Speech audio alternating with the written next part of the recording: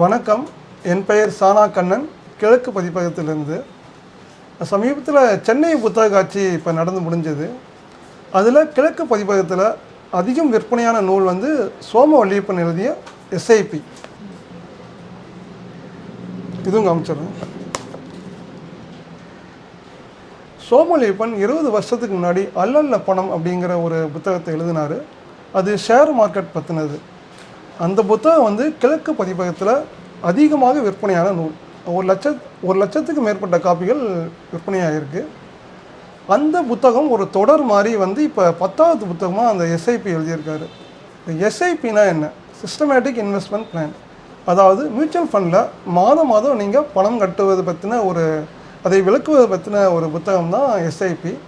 இதற்கு முன்னாடி அவர் mutual fund அப்படிங்கிற ஒரு புத்தகத்தை சோமவல்லியப்பன் எழுதியிருக்கார். இது ரெண்டுமே பார்த்திங்கன்னா மியூச்சுவல் ஃபண்ட் பற்றின ஒரு புத்தகம் தான். இன்றைக்கி நம்ம எங்கே பார்த்தாலுமே மியூச்சுவல் ஃபண்ட் சேவிங்ஸ் பற்றி தான் எங்கே பார்த்தா விளம்பரம் இருக்குது. எல்லோரும் அதை பற்றி பேசுகிறாங்க. யூடியூப் திறந்தாலே அதை பற்றி தான். ஸோ அதை நீங்கள் ஒரு யூடியூப்பில் ரொம்ப விளக்கமாக நம்ம தெரிஞ்சுக்க முடியாது. ஆனால் இந்த இரு புத்தகங்களும் உங்களால் ரொம்ப விளக்கமாக தெரிஞ்சுக்க முடியும்.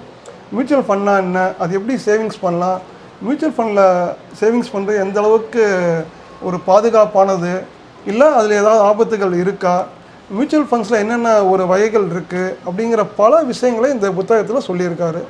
இப்போ மியூச்சுவல் ஃபண்ட்னால் எல்லாருக்கும் ஒரு பயம் இருக்கும். நான் போட்ட காசு எனக்கு திரும்ப கிடைக்குமா, இல்லை பேங்க்கை விட அதிக வட்டி கிடைக்குமா அப்படின்னு. அதற்கான விடை இந்த புத்தகத்தில் இருக்குது.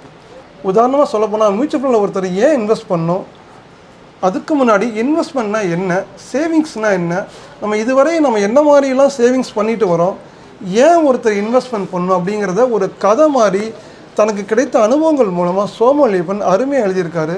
இப்போ பல பேர் மியூச்சுவல் ஃபண்டில் இன்வெஸ்ட்மெண்ட் பண்ணாததுக்கு காரணமே அதை பற்றின ஒரு அறிவு இல்லாதது தான், தேவையில்லாத ஒரு பயம்.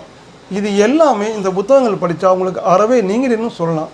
அவ்வளோ விரிவாகவும் அவ்வளோ எளிமையாகவும் இந்த புத்தகத்தில் எழுதியிருக்காரு.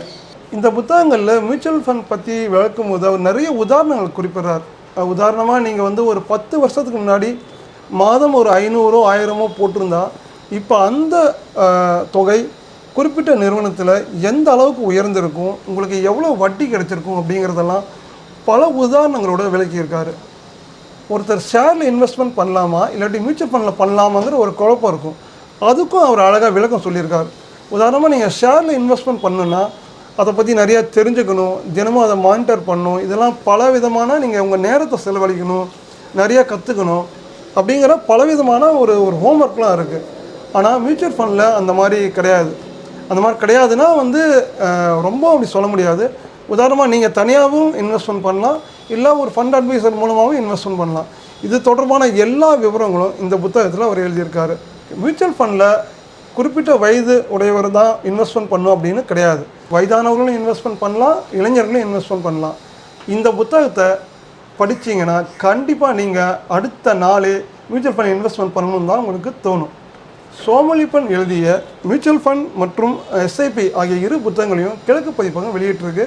இந்த புத்தகம் புத்தக கடைகள்லையும் இணையதளங்களிலும் கிடைக்கும்.